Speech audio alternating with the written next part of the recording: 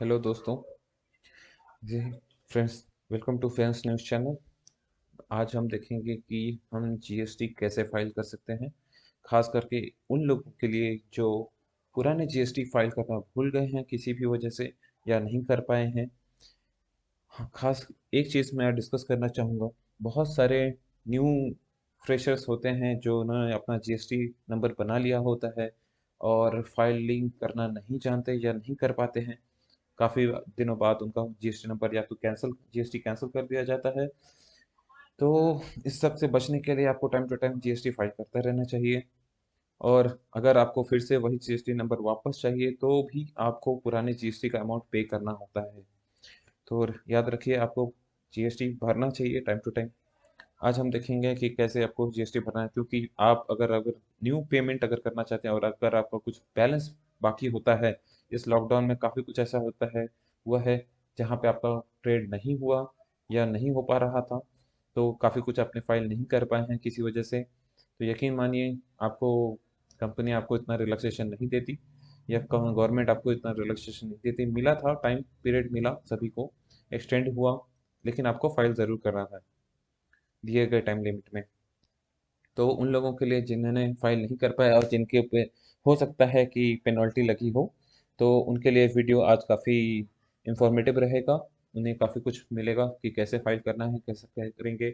बहुत लोग सोचते हैं कि उनको बहुत ज़्यादा एफर्ट लगाना होगा या किसी बहुत बड़े सीए के पास जाना पड़ेगा ऐसा फाइल करने के लिए, कुछ प्रॉब्लम्स होगी। नहीं दोस्तों, बहुत सिंपल है। जीएसटी वालों ने आप लोगों के लिए एक बेटर ऑप्शंस क्रिएट किए हैं, बहुत ही सिंप्लीफाइड तरीके से किए हैं। तो आइए देखते हैं कि हम कैसे फाइल कर सकते हैं। सबसे पहले मैं इसको क्लोज कर देता हूँ। आपको सिंपली गूगल में जीएसटी रिटर्न, मेरा यहाँ पे शो कर रहा है, आपको क्लिक कर लेना है।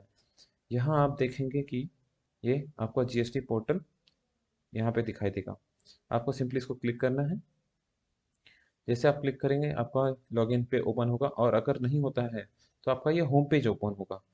इस साइट का ना एड्रेस है gst.gov.in। और जैसे ही आता है यहाँ पे राइट हैंड साइड को कॉर्नर पे आप देखिए, यहाँ पे आपको लॉगिन का ऑप्शन मिलेगा। आपको इसे क्लिक कर लेना है। जैसे आप क्लिक कर लेंगे, आप यहाँ पे देख पाएंगे कि ये यूज़र नेम और पासवर्ड डिमांड कर रहा है। तो आपको यहाँ पे सिंपली पासवर्ड और डाल लेना है।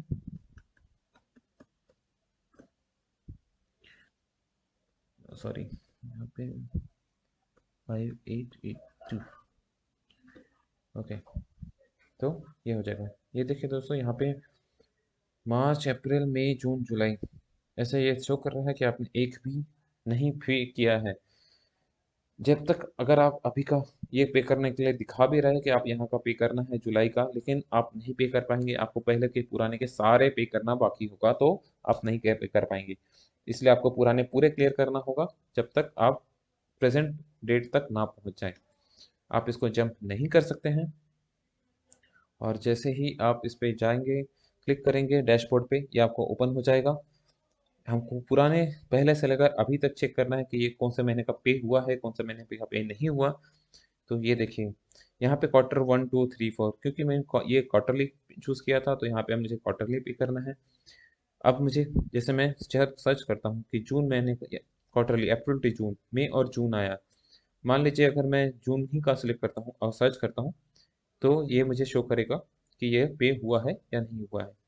ये देखिए दोस्तों, जीएसटी 3 भी फील्ड करके लिखा आ रहा है, GST-R1 सबमिटेड लिख के आ रहा है।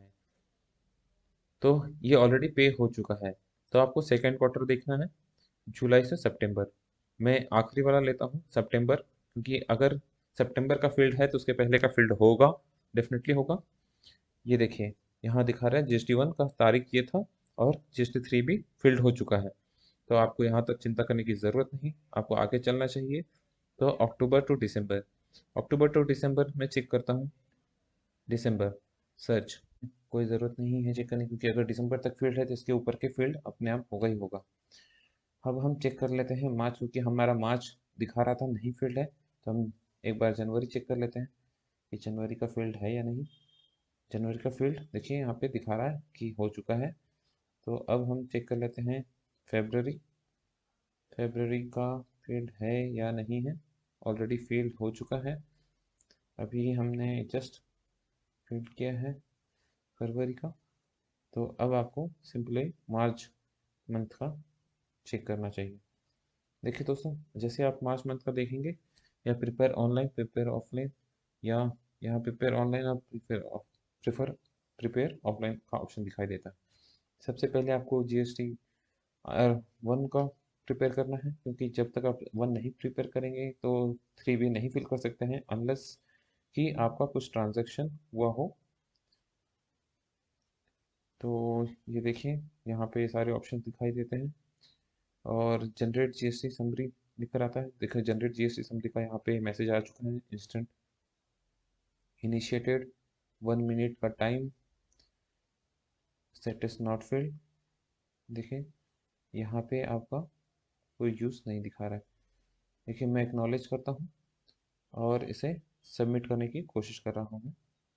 ये देखिए, जैसे मैं इसको सबमिट करने की कोशिश कर रहा हूँ, summary process initiated, you have no summary to submit GST R1।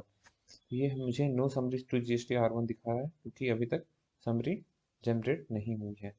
जैसे ही समरी जनरेट होगी, ये हम लोग इसको फिल कर पाएंगे। मैं एक बार इसको रिफ्रेश कर लेता हूँ। ये देखिए, अभी वो मैसेज चला गया है और अब मैं इसको generate GST R1 is already है, क्योंकि हमने इसको ऑलरेडी इनिशिएट कर चुके थे। सबमिट करते हैं, देखते हैं, you have no summary to submit GST R1।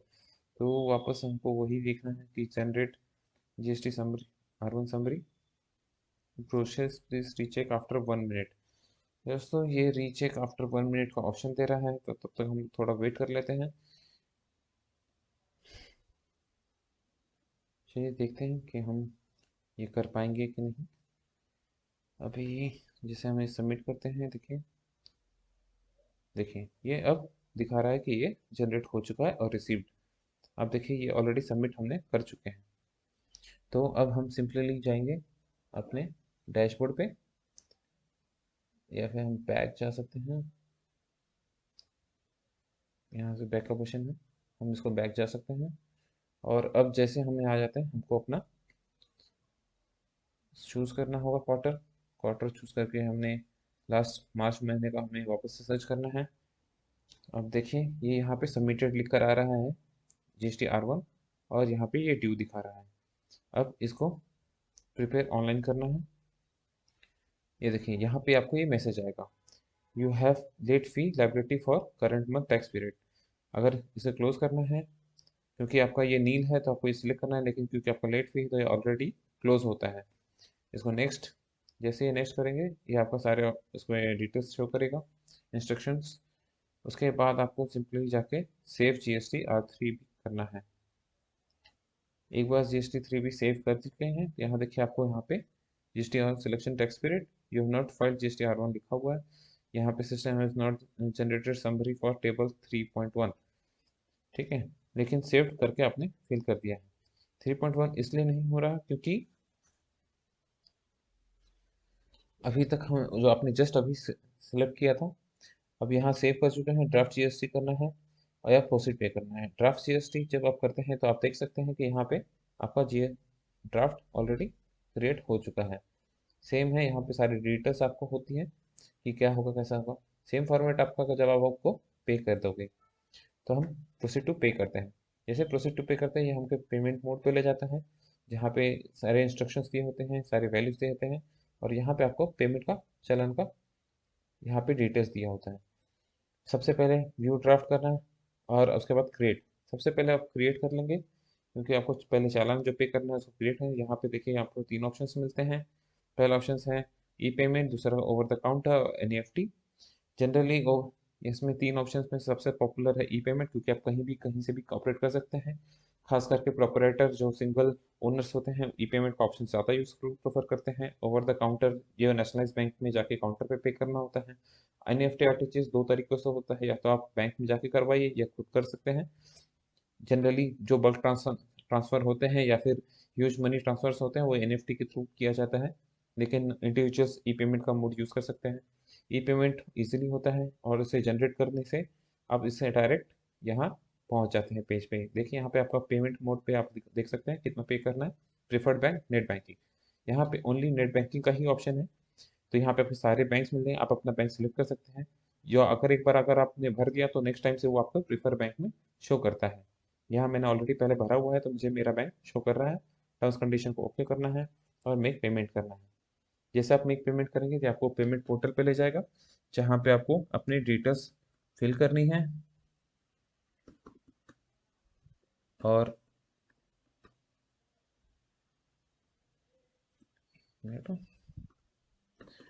देखिए दोस्तों, ये प्रॉपरली ध्यान से फिल कीजिएगा, क्योंकि यही पेमेंट मोड आपको लेके जाता है। ये देखें, एक बार कंफर्मेशन जैसे आप लॉगिन करते हैं ये आपको कंफर्मेशन के लिए आता है। यहाँ पे पूरे डिटेल्स होते हैं, आपका सीएन नंबर, पूरा डिटेल्स, अमाउंट सब कुछ दिया होता है। आपको सिर्फ कंफर्म करना है। एक बार और कंफर्मेशन के लिए ये पूछता है तो आपको वापस से कंफर्म करना है। जो आपको हाई सिक्योरिटी पासवर्ड आपको सेंड करता है। देखिए काफ़ी इजी है और सेफ भी। तो आपको डायरेक्टली आपको आपका हाई सिक्योरिटी पासवर्ड जो आपके मोबाइल रजिस्टर्ड मोबाइल नंबर पे आता है वो आपको फिल कर देना है। देखिए यहाँ पे मैसेज दिया होता है कि यहाँ पे 10 सेकंड के अंदर आपको आपके पोर्टल पे ले जाएगा, और नहीं तो यहाँ पे क्लिक हियर का ऑप्शन होता है जहाँ से आप वापस अपने पोर्टल पे पहुँच सकते हैं। जैसे आप पहुँचते हैं पोर्टल पे, यहाँ पे देखिए यहाँ मैसेज आता है कि आपने ऑलरेडी पे कर दिया है। और यहाँ पे आपको ऑप्शन है कि आपने इसके लेजर कैश बैलेंस चेक कर सकते हैं। मैं यहाँ कंटिन्यू कर रहा हूँ क्योंकि मुझे डायरेक्टली पेमेंट मोड पे जाना है, जहाँ पे मुझे फाइल करना है।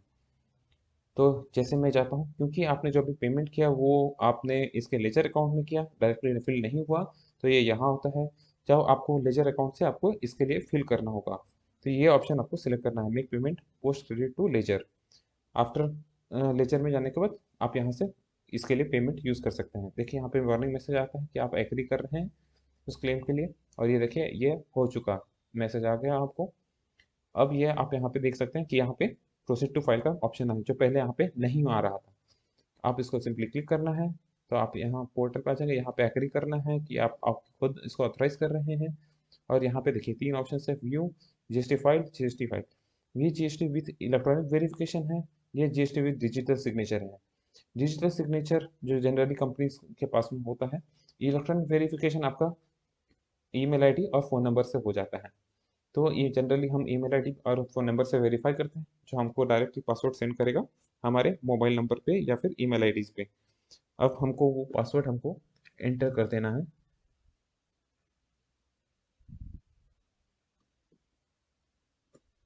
और वेरीफाई कर देना है। जैसे ही वेरीफाई होता है, हमारा सबमिट हो गया है। अब हम यहाँ से डाउनलोड कर सकते हैं। देखिए जैसे ही ये डाउनलोड करता है, देखिए ये हमारा फाइनल हमने भर दिया है। देख रहे हैं, ये हम फाइनल कर चुके हैं। अब हम इसको वापस एक बार डैशबोर्ड पे जाके चेक कर लेंगे। रिटर्न। देखिए दोस्तों, 1 मिनट से कम समय में आपने अपना पूरा फाइल कर लिया, और अब आप इसको कंफर्म कर रहे हैं मार्च मंथ का, जो हमने पहले किया था। अब देखिए ये अब आपको शो करेगा कि ये फिल हो चुका है और ये सबमिट भी हो चुका है। इस तरह से आपको बाकी मंथ्स का भी करना होगा।